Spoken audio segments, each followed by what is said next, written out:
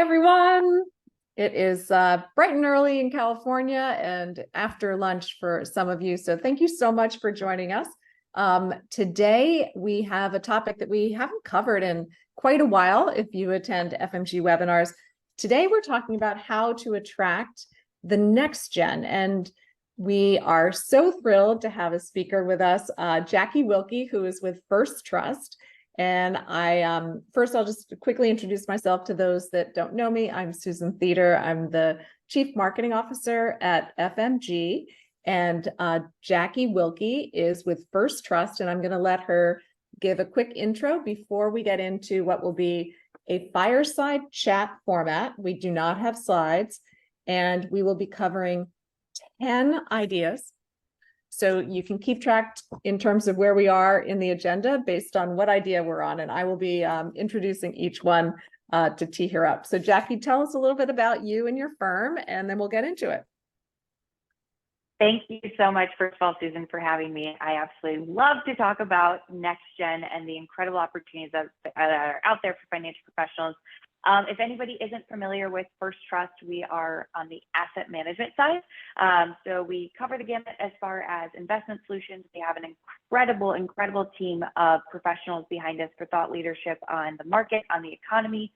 Our wholesalers are the best in the business. They're all over the country. And then the team that I'm a part of, we are solely dedicated to helping financial professionals with practice management and business development. So we're in this space all day, every day, working with elite professionals across the country, across channels. So I'm so excited because I know your ideas are tested, my ideas are tested. Nothing we're talking about today is something that Susan and I came up with. It's all real things that are working for professionals across the country. And next gen is a big area of focus for me when I work with professionals. So excited to be here today. Excellent. Yeah. And I mean, I don't think it's a mystery to everybody on the call, but the great wealth transfer is here. And the next generation, I think it's by 2030, and there are all kinds of stats and things, but by 2030, some huge amount is going to transfer hands into the next generation, some of whom are in their 40s and some of whom are, we can go all the way down to 20s, but it is imperative that you are connecting with your clients, your baby boomer and older clients who are in retirement with their children, and attracting the next generation just as a new set of clients. It's important for many, many reasons, and we're going to get into it. So Jackie, I'm going to start with, there's an expression that says cost is only a factor in the absence of value. Tell me a little bit about what you think about that expression. I think that is so true. We as humans, we make decisions based on where we see value. And there's so many times that, let's say, for example, I don't feel like cooking dinner, so I'm going to order something on DoorDash. The cost is nothing compared to the value that I get. And the same goes for financial professionals. And I think one of the key things with that is experiences bring out that value, and values in the eye of the beholder. Not everyone values the same thing at the same time. So when financial professionals are hyper focused on client experiences that they're using with other partners like centers of influence, experiences that they're designing for prospects, that's when they're differentiating themselves. I think experiences can be summed up by that Maya Angelou quote: people will forget exactly what you said, they'll forget exactly what you did, but they'll never forget how you made them feel. And that's one of the amazing things that you have an advantage in today as a financial professional, is the fact that we're human to human. Even if we're doing it with someone 5 states over, 5 blocks over, you can deliver experiences that are highly valuable because you know what's most relevant to that target audience, whether it's a one-on-one, maybe it's broader, it's more of a one-to-some, so you're focused on, for example, young professionals in tech. So that's your next gen audience. You're delivering experiences for them, or for folks as a whole, those one-to-many things that we're doing. And I know you're a huge believer in experiences. What's interesting is I often hear and read that the next gen, which actually, why don't we start with, how would you define the next gen? I think that's a great question. There's 2 next gens in play. So you have younger investors that we're focused on, your Gen Y, your Gen Z, those who are going to be critical to future Can you growth. help those of us who have memory issues because we are old? Remind us of the ages and or birthdays of when you say Gen Y, Gen Z, if you wouldn't mind throwing in the generally speaking, people in their 20s, 30s, whatever it might be. So the millennials, actually, I think so the millennials, I believe, are 1980 to mid 1990s, and Gen Z is like mid to late 1990s, maybe 2000s to mid 2000 teens. I'm probably totally off on that, but that's roughly how they're defined. I haven't looked into it in a while. And then you've got Generation Alpha after them, but we've got a while to get to them. So you have those younger generations that are going to be building wealth, inheriting wealth. We need them in our business. They're absolutely critical. But then you have your clients' rising gens. And that next gen, like you pointed to, Susan, they could be anywhere from 30, 40, 50, 60s. If your clients, we're all living longer. So if your clients are in their 90s or like the Queen of England over 100 years old. I've got a mom who is 97 and I am the next gen of her advisor, and her advisor has done a good job and I am with her. But I'm a living example of if you're 50s and I am technically the next gen, but it's important because actually those are the really valuable customers. But you know what I wanted to, that's where the wealth is. I wanted to just touch on, because we're talking about in the absence of, cost is only a factor in the absence of value. And I've been, you read a lot about price sensitivity and, perception of wanting different price models. And I'm going off the script a little bit, but tell me what you think, so experiences obviously overcome the perception of cost being an issue. However, the next gen, each of those different tiers that we talked about does perceive cost a little differently. And in your mind, is the experience the way to overcome that? And again, just mitigate the conversation around cost? I don't think we need to mitigate it. I think we need to educate what they don't know. Yep. And this younger generation, they've grown up in a DIY, low cost world. They can get access to the market. They can get access to no fee platforms through their brokerage accounts. So what you want to do is educate. And through that, through your experience, you can educate them on how you are not a stockbroker. You're not the app that they're using on their phone. We're not comparing apples to apples. Those are apples to oranges. So your experience is how you show them, but that educating them on, well, gosh, if that's all you want, that's great. You have options to do that for a very low cost. But if you want us to expand what wealth means to you, if you want us to help you with financial planning, that's why so many are leading with financial planning. If you want us to do so much more than that, take all the pieces of the puzzle and put them together for you, what we do. So I think it's part education and part expanding what that experience truly delivers. Yeah, I think so too. Another quote I like is, people don't care how much you know until they know how much you care. And I think if everybody just writes that one down and or remembers it, that I think is the key with all client segments, regardless of age. But as we think about the next gen, one of the things that I know we always talk about, for regardless of what generation you're targeting, but particularly for the next gen, is the why story. As we go through these 10 ideas, I think starting with your why is really important. And maybe you can talk a little bit about why it's so critical to have a why story for the next gen, and also some advice to the audience in terms of how do they go about defining their why story? What are some ways that you would suggest to do that? So I think that first of all, the why story is so important. You as a financial professional, you're the most unique thing about your business. And being a financial professional is not an easy. Nobody chooses this profession because they think, oh, I'm going to do this, put my feet up on my desk, kick back and relax. You have a passion. You want to help people. You want to serve them.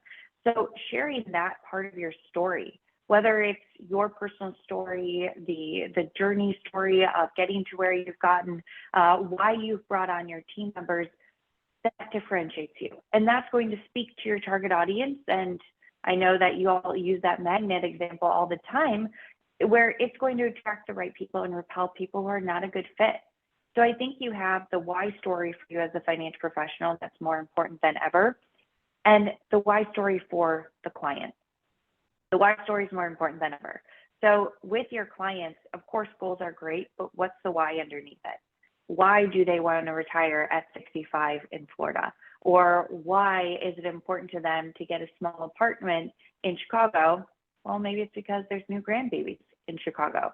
And same for that next generation too. They look at retirement, they look at their future totally differently. So why do they have certain goals? And I know that one of the things that's really important to that next generation when you look at that why is, are things aligned? As a financial professional, someone has to be a good fit for you as much as you're a good fit for them. So when you can lead with your why, what's important to you, your values, your priorities, your preferences, they can also decide if that aligns with them.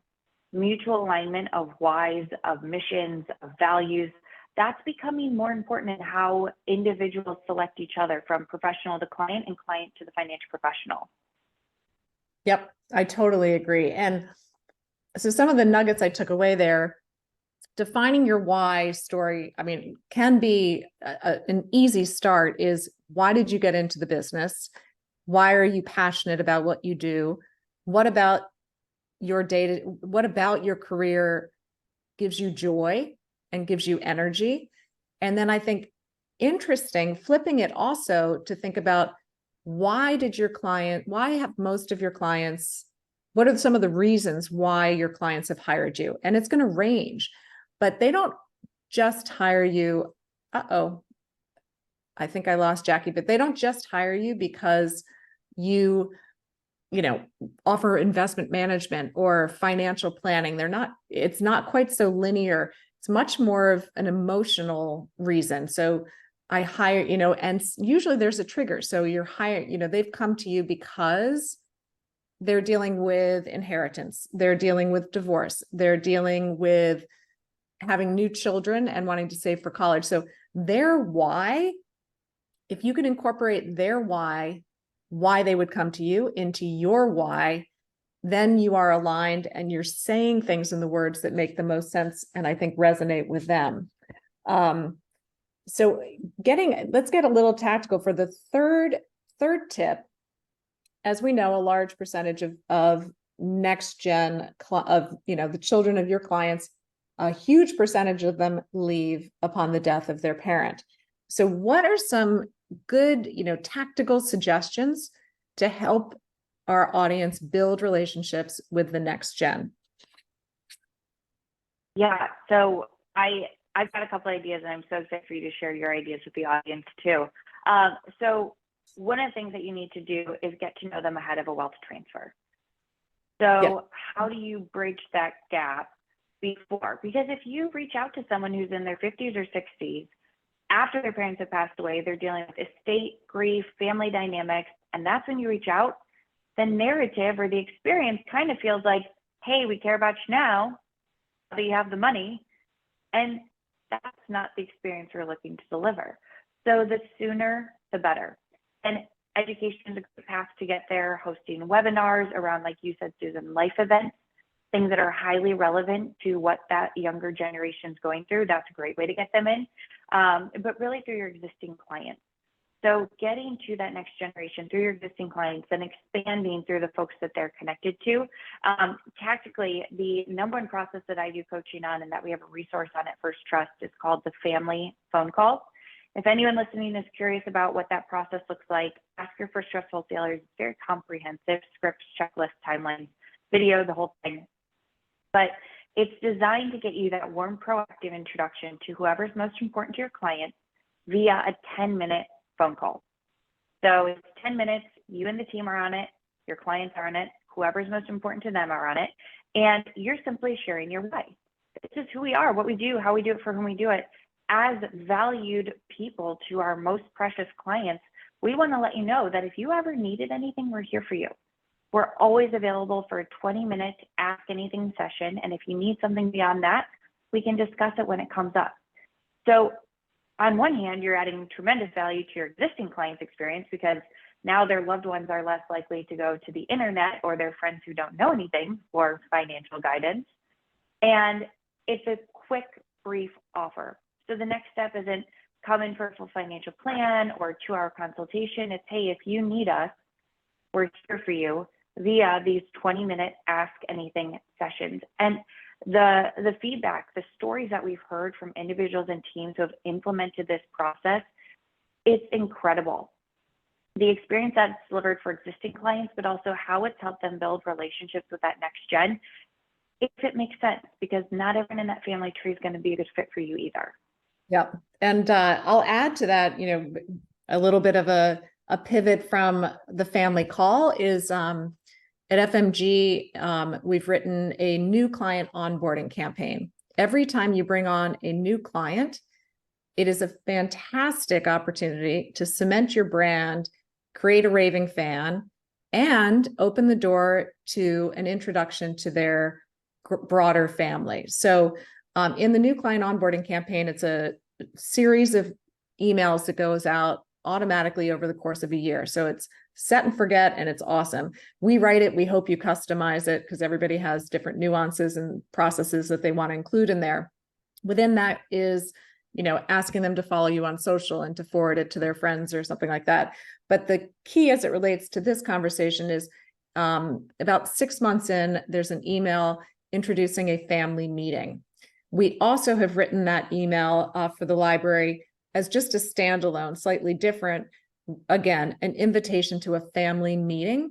And the angle that we take is speaking to the client, speaking to, my parents, let's say, and talking about just wanting to make sure that their children are informed of what we are doing for them. So not actually trying to get at, let us talk to your children about their finances, but let us just make sure that your children know who we are, how to reach us, what we're doing for you, so that they feel comfortable that we're serving you well.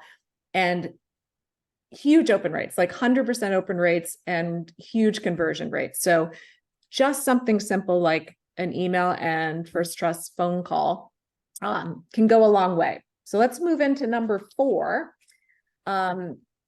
We all know that the next gen, and even our parents' gen, is on social media in some way.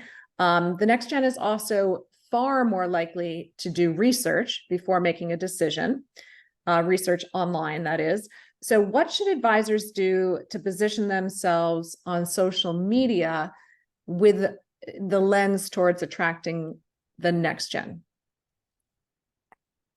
On social media, think about what platforms you're on, who you're looking to target. There's a ton of research behind who's on what platform, but beyond there, have a digital presence, because like you said, Susan, I personally Google everything.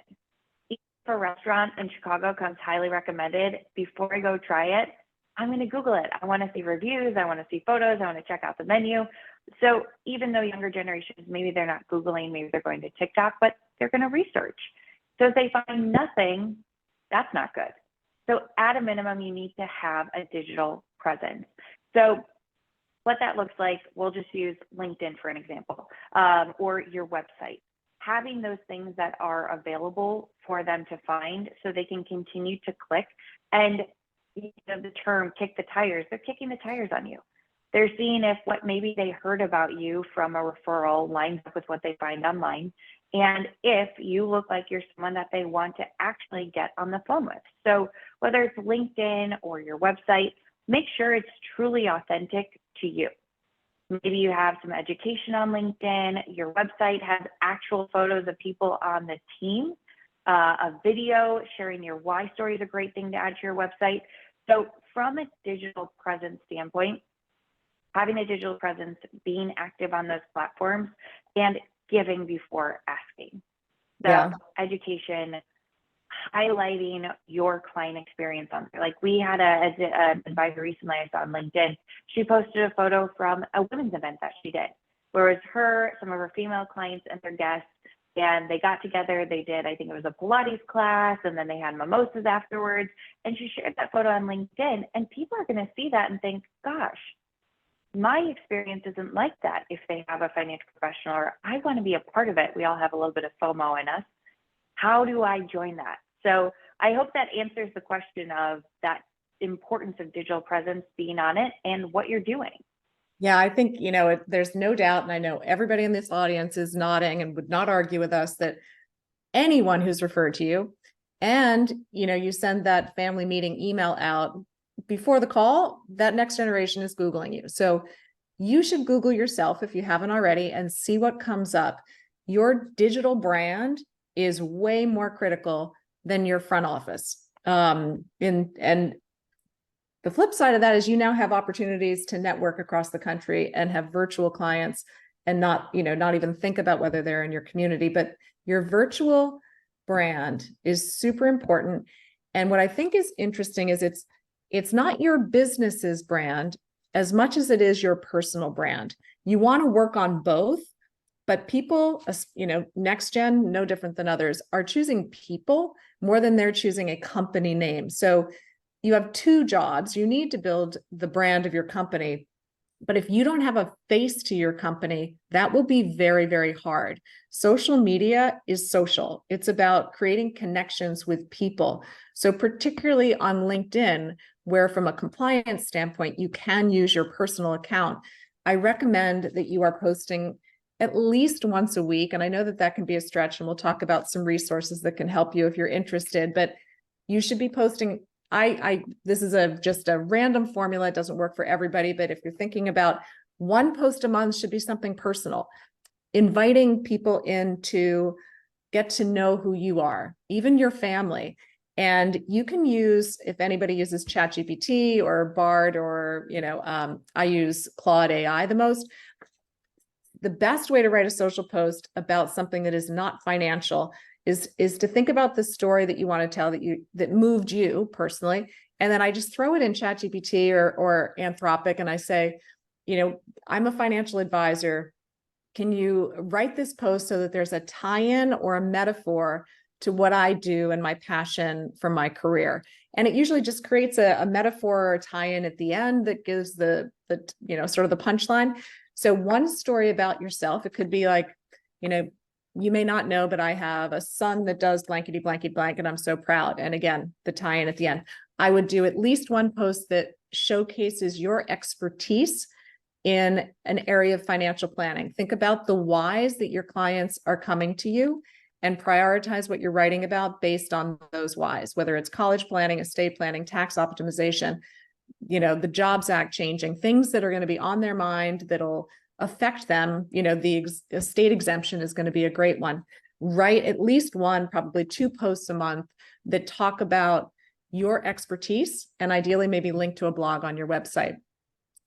If you are bold and brave, at some point, testimonials are huge for the next gen, and the SEC marketing rule has made them possible. Leveraging testimonials in your social posts is a great, great idea. So you can leverage a quote. And most firms that I've talked to, if you have a testimonial from a client and you send it to compliance and get approval, and you have the client's approval, you can use it. And again, I would use ChatGPT or Anthropic to help me craft it, the social post, so it wasn't braggy and I'm just teeing it up in a way that's really authentic, but also, just not braggy. That would be great too. So there's a little formula. And of course, all of this on your website as well is very important. So let's get to tip number 5. We just kind of hit the tip of the iceberg on digital marketing. And the importance of multi-channel. We mentioned social and digital. What would you tell an advisor they must do, should do, and aspire to do? Sort of the must, we really recommend, and nice to do as it relates to digital marketing. Websites, the must do. Yeah. Gotta have a website nowadays. Totally. That's foundational. Yeah, websites. yeah, website's a must do, non-negotiable, a really If you haven't good touched it in website. 2 years, it needs a refresh. It's a living, breathing organism. Yeah, to the extent that you can. Everyone has different options for, you know, what they're able to do on their websites. But to the extent that you can, website's a must-have, and it should be up to date and, like we were talking about, authentic. It covers topics that are relevant to your target audience. It highlights upcoming events and webinars. So website's a must-have. I think the should-have is education. So Yes. having things that people can tune into virtually. I know we're both pro webinar. That's why we're here today. Totally. But having education that people can tune into, whether that's a webinar that's coming up or a video series that you have, having something archived on your website for education. Because let's say, just like we're going to do with this, so we had the webinar scheduled. We invited everyone on LinkedIn. We used our different networks, promoted it. So after this, we're going to record it. And it's going to live on a site somewhere. We're going to use little snippets on LinkedIn to talk about, pull from what we talked about today. And the cycle just keeps working for you. So you have a webinar once you record it. It can live on your website. You pull snippets, post on other social channels, and it links back to your website. That's the should do. That's a great process. Same if you record an incredible video about 3 reasons that business owners should consider their liquidity event 10 years out from when it actually happens, you know, whatever it is, having that video that you can use that's evergreen, it lives on your website, and you pull snippets, promote it on social channels, share it with COIs, with your existing clients. So that's a should do. Aspire to do is exploring what's going to be next. We don't know where things are going to go with social, with ChatGPT and AI, but I think an aspirational is just always staying curious. What else might be beneficial to us? At the caveat of that is stay consistent too.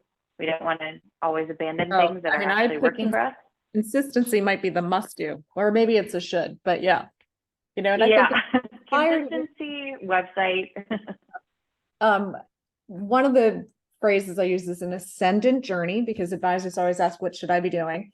And the thing is, I do, like, website is a must. That's the first thing that I would master. And if you haven't refreshed your website in a while, or if you look at it and you're not, like, it wouldn't be something that you'd want to promote on social and say, look at my website. Like, you don't want to be so proud of it. You want to be able to look at it and say, that really speaks to my personality, to our company's brand. It explains our why, and it talks about the whys of our clients.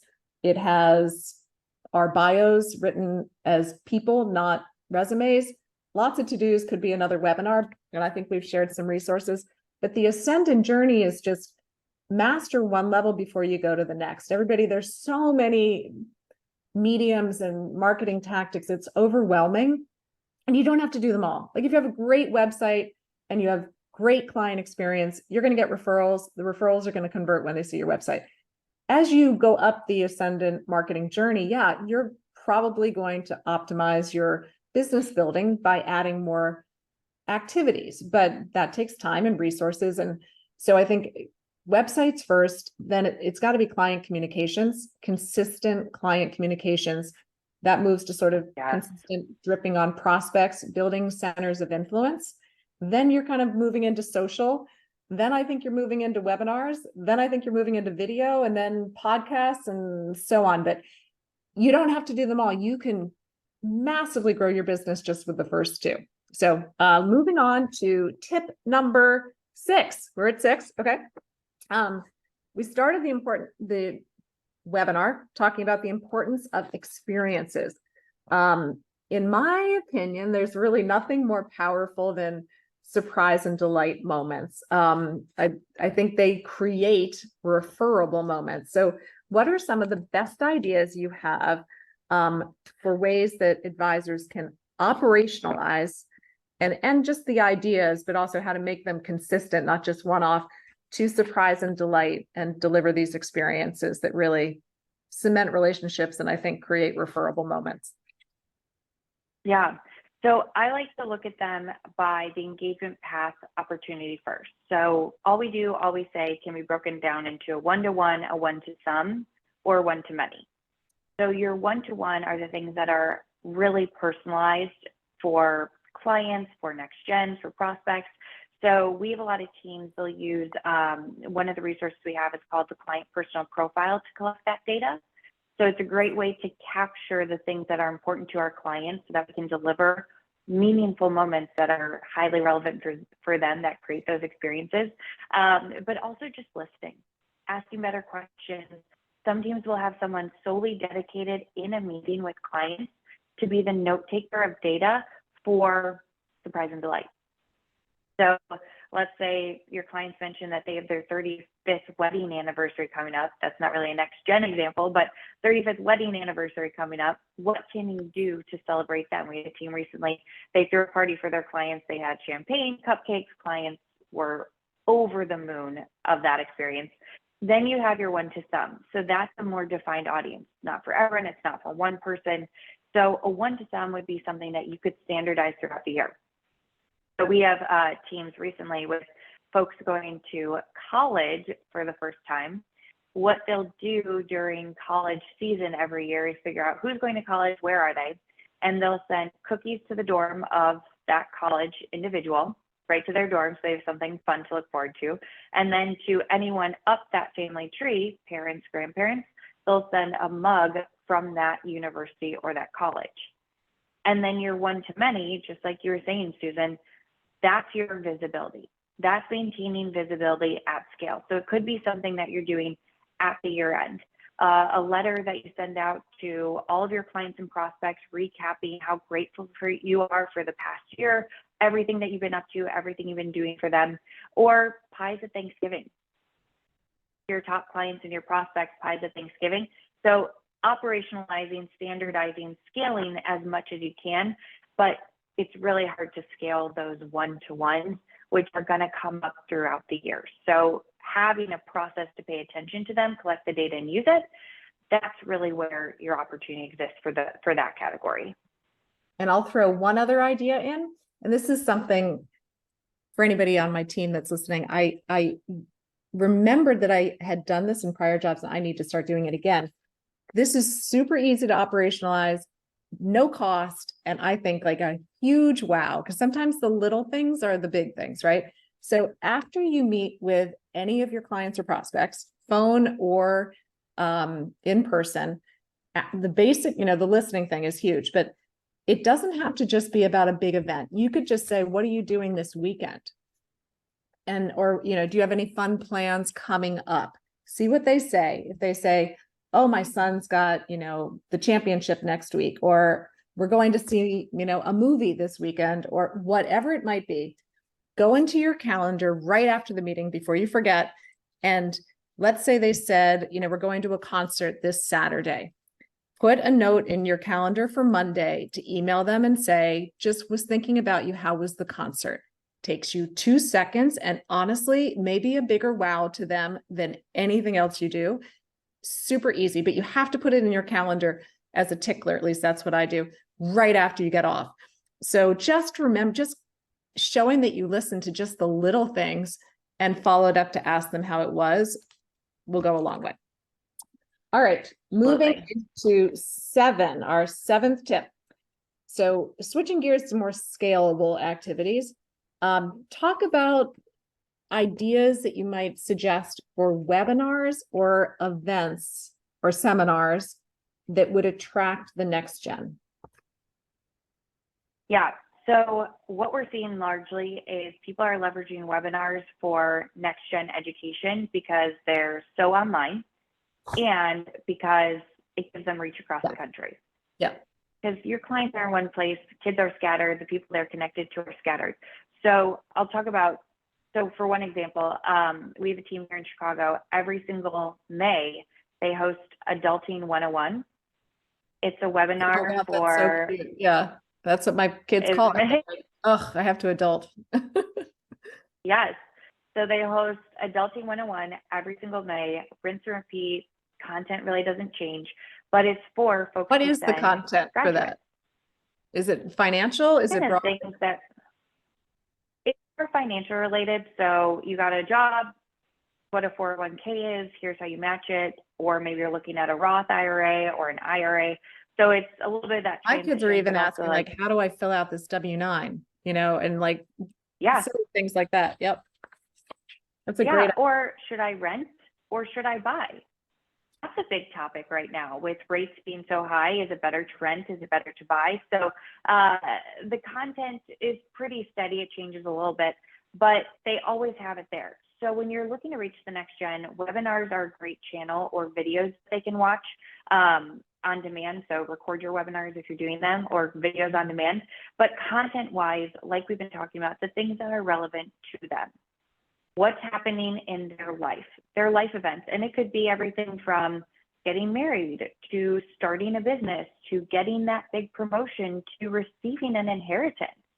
You know, where someone's going to miss a wealth transfer with this next generation, that's your opportunity. So if you host a webinar about experiencing sudden wealth, whether that was because they worked at a tech company that went public or they received an inheritance from a loved one, sudden wealth is a great topic to talk about. How do you navigate, make sure you don't all of a sudden blow your money and then broke like most lottery winners do within a year. And one of the things that we have too for our first trust resources are what we call the influence script. So it's how you take what you're doing and get others to share it.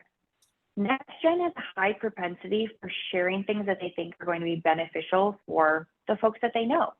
So if you're hosting a webinar and you're sharing it with clients, you're sharing it on LinkedIn, it's on your website, adding a couple sentences using social proof that says, hey, a lot of you have been asking if you can share this webinar with your personal and professional networks. Absolutely. Education is a cornerstone of our client experience. The more people that we can share this information with, the better. Please feel free to forward it. That's awesome. Yes, let's just actually, I'm looking at our thing. We've got lots more. The other thing is, another thing I will relate to that will attract the next gen of your clients that are in more of a later stage, wealthier point is taking care of aging parents. It is something Huge that, topic. I mean, on almost every call I'm on, you know, more than 2 or 3 people, somebody is having to care for an aging parent. And it is an emotional and financial burden, as everybody knows on this call. That is a great topic to help both. That could be a blog topic. We have great blogs on that. That could be an email topic. Hey, you know, send it out to all your clients and say, feel free to forward it to your children. Preparing for that before it's on you is huge. And obviously, issues with Alzheimer's and dementia and cognitive decline are becoming more and more common. So that's another topic that I think is a really good one. The Great idea. next tip, we're on 8. We are coming up on, I think our timing is pretty good. What about non-educational events? Those are the fun one. Any ideas for next gen fun events? A great way to figure out what your clients want to do is listen to what they're into. Like you were talking about, just collecting that data. What are you doing this weekend? What do you like to do for hobbies? Those are great things to build events around. So we had a team who recently just did a pickleball event, and that spans generations. So a lot of people are interested in pickleball. So that's one opportunity for you. But small groups are also great. Like we have a team in Minneapolis that does a lot of focus on next gen programming. So one of the things that they'll do is once a quarter, they'll bring in someone completely non-financial related as a subject matter expert, as a guest speaker. So they might talk about health and wellness. They might talk about travel and what the travel landscape looks like, the best destinations to go with kids. So whatever the topics are that you're planning your events around, whether they're in person or they're virtual, because virtual events still very popular. The things that your folks are already interested in attending, that's what they're going to show up for, because the fun stuff, there's just nothing like it. Like we had a team, they just did a charcuterie board arranging class for some of their clients, and all clients got to bring a +1. Everyone filled their spot. Non-business related, we're just here to have a good time. So it creates an incredible experience, tying it back to experiences for existing clients. But then it also, the people that they bring, it gives them a taste of what it's like to work with you and what they're potentially missing, either doing it on their own or working with someone else. Yeah. And we have a whole list of ideas, especially holiday-focused ones with the holidays coming up. As we do too. So we will both include those in our follow-up. And I actually just wrote a blog on 10 holiday virtual event ideas, including vendors and Love tips. that. And they're so good. And having done a lot of them, they're amazing. I've done beer tasting, charcuterie, chocolate making. I mean, there's wine tasting, so fun, and people love them. And you can send them to anybody, anywhere. The other one, what was I just going to say? Oh, for those that are, that have family and, have a concentration of clients in their community, doing hiring a photographer in a nice location sometime in the fall and offering to take the holiday card photo, family photo is an awesome, many people are still trying to do that. And especially, multi-generational families offering to do a multi-generational family photo for their holiday picture or a holiday gift. You'll get huge response. I've seen this work, and they bring their kids and their grandkids, and you tell them to bring their pets, and you give it to them. And then you can, if you want to go a little above and beyond, you get it framed and you send it to them. That's a huge win. All right, moving on to 9. Once you get a next gen prospect in your funnel, what are the best ways to close them, to make an appointment? So let's say they came to the photo thing, they attended a webinar. How do you get them in the books? Then the next step has to be clear, and it has to be simple. It also needs to have value in it for them. Like we were talking about earlier, nobody's going to attend an event or they're referred to you and sit down with you for a 2-hour consultation right off the bat. They're going to Google you, see if they want to spend time. They'll probably check out education or see what you're all about. And then that next step has to be simple. The one that most of our individuals and teams use is offering a 20-minute Ask Anything session right off the bat. Some have added it to their website. Instead of click here for a consultation, click here for a 20-minute Ask Anything session. That's how they close out their educational content, which, hey, if anybody wants to talk one-on-one here today about your unique situation, we're happy to set up a complimentary, confidential 20-minute Ask Anything session. So that's my go-to resource that I encourage financial professionals to use. That next gen, our attention spans are only getting shorter.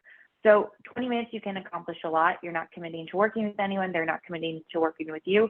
But usually a 20-minute session turns into a 30-minute session, turns into an hour session.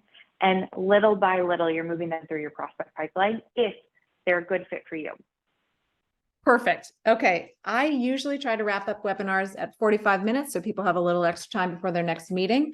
And as we said, attention spans of all of us are waning. So our last tip, what is the last piece of advice, number 10, that you would give this audience to help them network, prospect, and convert the next gen? One last thing.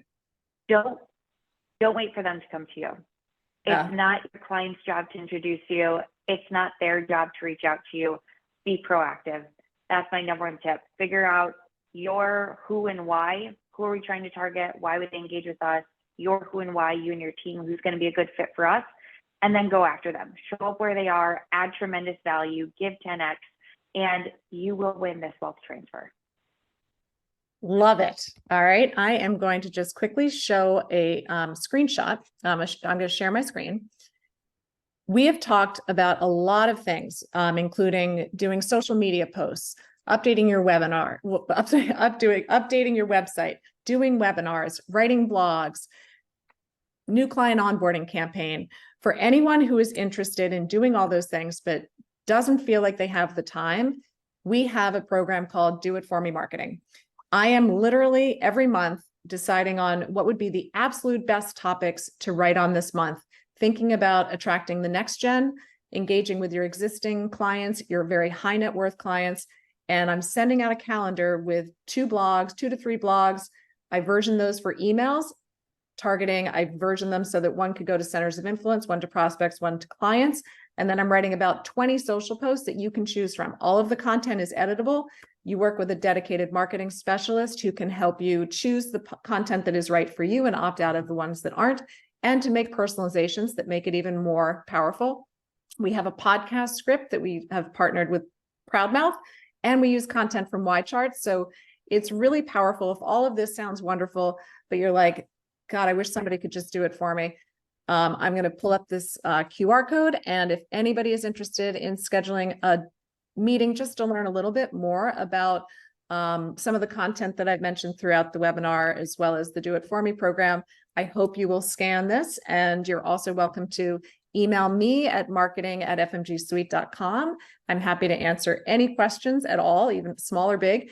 And Jackie is going to send out, we'll both be sending out emails with a replay of the webinar, as well as attaching the many resources that we mentioned today, so that you have access to all of those as well as to us. So with that, Jackie, thank you so much. I think this was filled with great tips, and your expertise is so welcome. Thank you for joining us, and thank all of the audience for joining us and making time for us. Have a great rest of your day. Thanks, Susan.